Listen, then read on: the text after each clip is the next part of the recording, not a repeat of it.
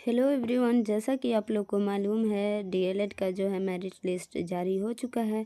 तो जिन भी स्टूडेंट का जो है मेरिट लिस्ट में नाम आया है वो भी वाइट दरियापुर मोतिहारी में, तो ये वीडियो उनके लिए बहुत ही ज़्यादा हेल्पफुल होने वाली है, क्योंकि इस वीडियो में मैं बताने वाली हूँ कि आपको कौन कौन से डॉक्यूमेंट्स कॉलेज में ले जाने हैं और कितने उसके सेट प्रिंट आउट करके ले जाने हैं, कौन से रियल डॉक्यूमेंट्स लगेंगे और किसके जो है फ़ोटोकॉपी। तो चलिए वीडियो को स्टार्ट करते हैं। सबसे पहले हम जान लेते हैं कि कौन कौन से डॉक्यूमेंट्स लगने वाले हैं, फिर हम लोग जानेंगे कि ये डॉक्यूमेंट्स ओरिजिनल लगेंगे या फिर इसका फ़ोटोकॉपी, कौन से डॉक्यूमेंट्स ओरिजिनल लगने वाले हैं। तो वीडियो को स्टार्ट करते हैं। तो सबसे पहले हमारा आता है बीएसईबी द्वारा जारी नामांकन सूचना पत्र, यानी कि जिसे हम लोग इंटीमेशन लेटर या फिर अलॉटमेंट लेटर कहते हैं। आपको उसका प्रिंट आउट निकलवा लेने हैं। फिर हमारा आता है BSEB entrance test score card, यानी कि जो हमने टेस्ट दिया था डीएलएड का एंट्रेंस, उसका जो है स्कोर कार्ड, यानी कि जो हमें नंबर मिले हैं वो वाले लेके जाने हैं हमको कॉलेज में। फिर आता है हमारा बीएसईबी कॉमन एप्लीकेशन फॉर्म, यानी कि जो हमने काउंसलिंग कराया हुआ है उसका हम लोग को प्रिंट आउट निकलवा के ले जाने हैं। फिर चौथे नंबर पे हमारा आता है BSEB entrance exam admit card की छायाप्रति, यानी कि जो एडमिट कार्ड हमारे लिए जारी हुआ था एंट्रेंस एग्ज़ाम देने के लिए, वो हमें उसका प्रिंट फ़ोटोकॉपी करवा करके ले जाना है। फिर हमारा आता है 10वीं, यानी कि जिसे फोकानिया भी बोल सकते हैं, फोकानी बोर्ड से होता है, तो उसका जो है अंक पत्र ले जाना है, यानी कि मार्कशीट और मूल प्रमाण पत्र ले जाना है, यानी कि सर्टिफिकेट। फिर हमारा छठे नंबर पे आता है इंटर, यानी इंटर को हम लोग मौलवी कहते हैं, तो मौलवी का भी हमको अंक पत्र और मूल प्रमाण पत्र ले जाने हैं। यहाँ पे बहुत से बच्चों को डाउट होगा कि जो इंटर है उसका हमारे पास अंक पत्र तो है, लेकिन हमारे पास मूल प्रमाण पत्र नहीं है। मूल प्रमाण पत्र जो होता है वो एग्ज़ाम देने के 1 या 1.5 साल बाद ही कॉलेज देता है। तो अगर आपके पास मूल प्रमाण पत्र नहीं है 12th या फिर ग्रेजुएशन का, तो आप जो है उसके जगह पे प्रोविजनल सर्टिफिकेट भी ले जा सकते हैं। फिर हमारा आता है 7वें नंबर पे अंतिम शिक्षण संस्थान निर्गत विद्यालय या फिर महाविद्यालय प्रत्याग प्रमाण पत्र। प्रत्याग प्रमाण पत्र कहने का मतलब है सीएलसी। आपको सीएलसी भी लेकर के कॉलेज में जाना है। फिर आता है हमारा माइग्रेशन जिसे प्रव्रजन प्रमाण पत्र कहते हैं। ये जो होता है हमारे छोटे फॉर्मेट में होता है। अगर हम क्लास 10th या फिर 12th की बात करें, तो 10th का जो माइग्रेशन है वो हमारे पास नहीं होता, क्योंकि वो हमारे 12th के एडमिशन में लग चुके होते हैं। तो अगर आपके पास माइग्रेशन होगा तो वो कुछ इस तरह का दिखेगा। देखिए, जो मैंने प्रोविजनल सर्टिफिकेट के बारे में बोला था, जो कि सीएलसी के बदले आप लगा सकते हैं, ये ऊपर रहता है प्रोविजनल और नीचे आपका माइग्रेशन रहता है। माइग्रेशन सर्टिफिकेट यहाँ पे जो होता है कैंची का निशान होता है। तो आपको तो प्रोविजनल ले जाने हैं अगर आपके पास जो है मूल प्रमाण पत्र नहीं है तो, और जो है आपको माइग्रेशन तो ले जाने ही है। फिर आपका आता है आचरण प्रमाण पत्र। आचरण प्रमाण पत्र क्या है?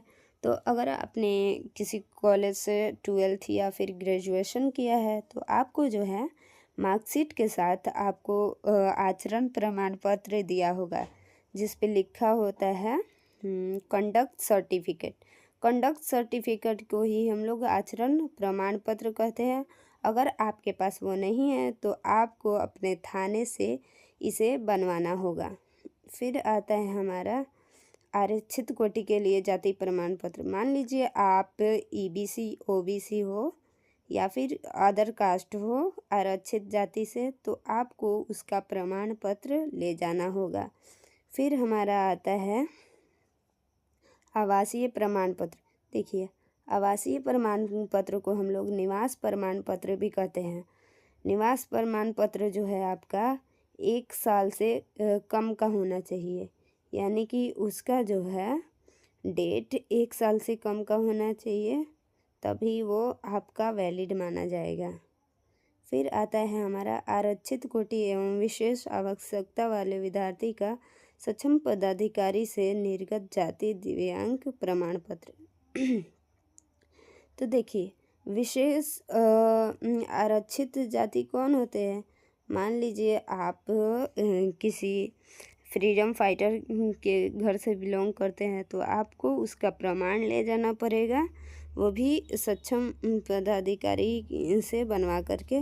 और फिर जो है अगर आप कोई दिव्यांग है या विकलांग है, तो आपका उसका भी प्रमाण ले जाना होगा। फिर हमारा आता है 13वें नंबर में सभी मूल प्रमाण पत्र की अभिप्रमाणित छाया पत्री 2 सेट में। इसको मैं बाद में समझाऊंगी, अभी चलते आगे। फिर हमारा आता है आप जो है रंगीन जो है फ़ोटो पासपोर्ट साइज का 5 ले जाएंगे, 5 पीस, 5 फ़ोटो आपको ले जाने हैं। आपको रंगीन फ़ोटो के बाद जो है ले जाने हैं आधार कार्ड हो या फिर पैन कार्ड हो या फिर वोटर आईडी हो। इसका आपको इन तीनों में से किसी एक का जो है आपको फ़ोटोकॉपी लेके जाना है।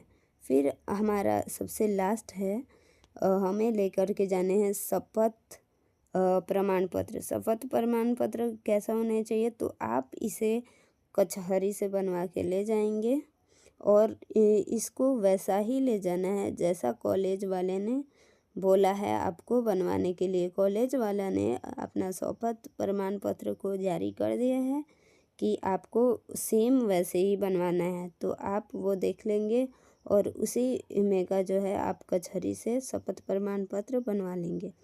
और आपको जो है इसके बाद ले जाने हैं, जैसा कि आपको नामांकन में रुपया लगेगा। मान लीजिए आप जनरल हो, बीसी हो, ईडब्ल्यूएस हो या डब्ल्यूबीसी हो, तो आपको लगने वाले हैं 11,500 जो है रुपये लगने वाले हैं, तो आप वो ले जाएंगे।